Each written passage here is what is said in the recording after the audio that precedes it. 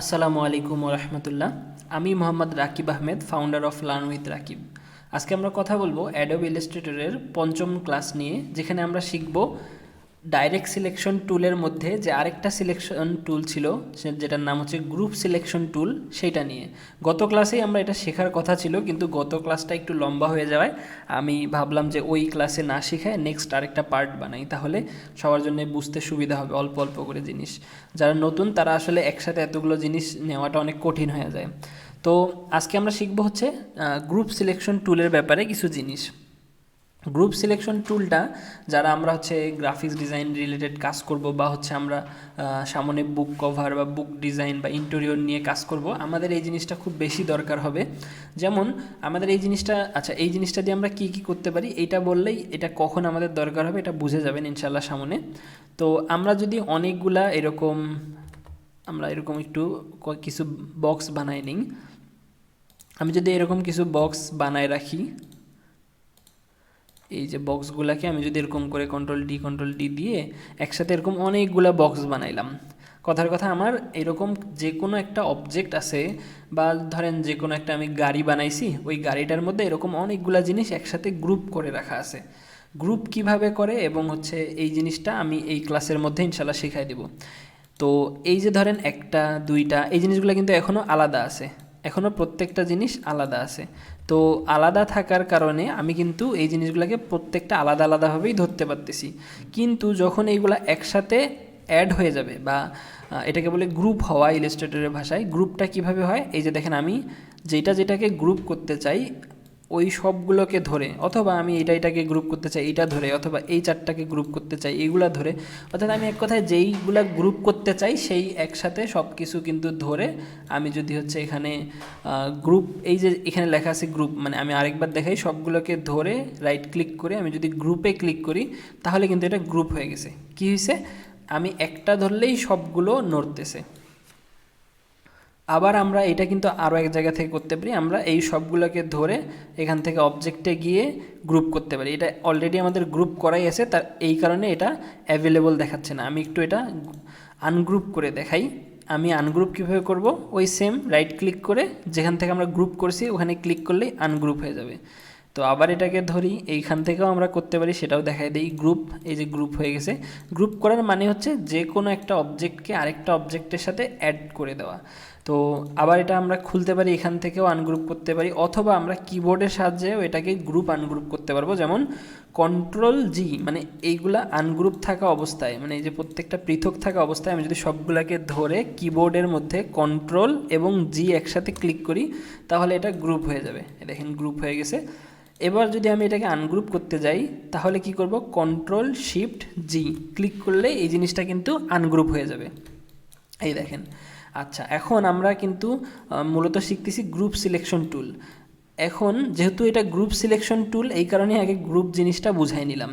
তো আমরা আবার এটাকে গ্রুপ করি, গ্রুপ করে এবার আমি একটা জিনিস আপনাদেরকে দেখাই। দেখেন আমরা এটাকে গ্রুপ করার পরে সিলেকশন টুল দিয়ে যদি এটাকে ধরতে যাই, যে আমি এই বক্সটা আমার দরকার, আমি এই বক্সটাকে কিন্তু কোনোভাবেই একা ধরতে পারতেছি না, সব আলাদা। আবার আমি যদি ডাইরেক্ট সিলেকশন টুল দিয়েও এটাকে ধরতে যাই, এটা আমি কিন্তু ধরতে পারবো, কিন্তু ডাইরেক্ট সিলেকশন টুল দিয়েও আমি ধরতে পারবো, কিন্তু আমি যখন এটাকে, এই দেখেন আমি এটা একটা জিনিস দেখাই, আমি যখন সিলেকশন টুল নিচ্ছি এটা কিন্তু একসাথেই থেকে যাচ্ছে।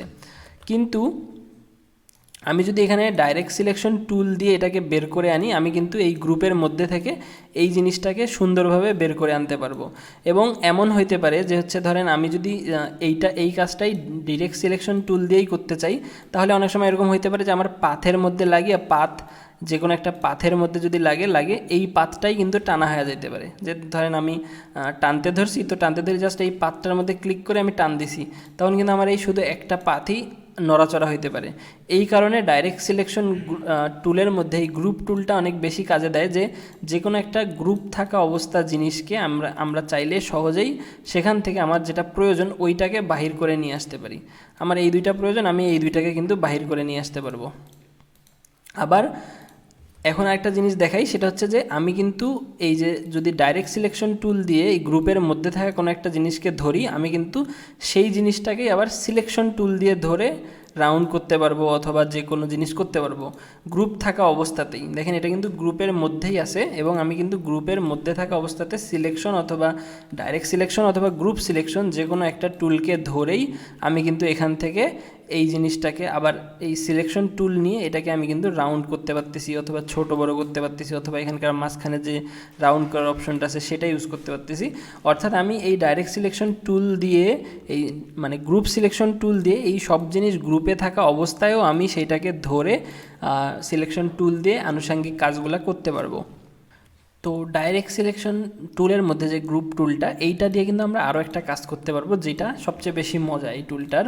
সেটা হচ্ছে যে ধরেন আমার এই যে পুরা জিনিসটা গ্রুপ আছে এবং আমি এখন আমি এটাকে আনগ্রুপ করে একটা জিনিস দেখাই যে ধরেন আমি এটাকে একটু ছোটো করি এবং এটাকে আরও কয়েকটা ভাগ করি, যেমন আমি 3টা ভাগ করলাম। তো এই 3টা ভাগের মধ্যে আমি এবার জাস্ট এইটা এবং এইটাকে কিন্তু আমি গ্রুপ করলাম। আমি জাস্ট এইটা এই 3টাকে গ্রুপ করছি, অন্যগুলাকে কিন্তু গ্রুপ করি নেই।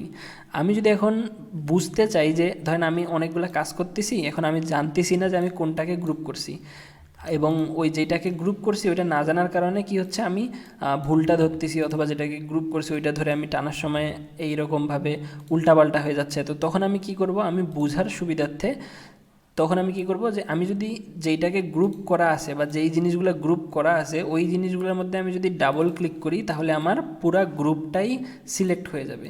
কিন্তু যেটা গ্রুপ করা নাই আমি যদি ওটার মধ্যে ডাবল ক্লিক করি দেখেন ওটা কিন্তু সিলেক্ট হচ্ছে না। তো আমরা একটা কোনো অবজেক্টের মধ্যে সামনে যখন আমরা কাজ করব তখন এটার গুরুত্বটা বুঝতে পারবো। কোনো একটা অবজেক্টের মধ্যে যদি আমরা ডাবল ক্লিক করে ওটার ভিতরের জিনিসগুলো বের করে নিয়ে আসতে চাই তখন এই টুলটা দিয়ে আমরা খুব সহজেই বের করে নিয়ে আসতে পারবো।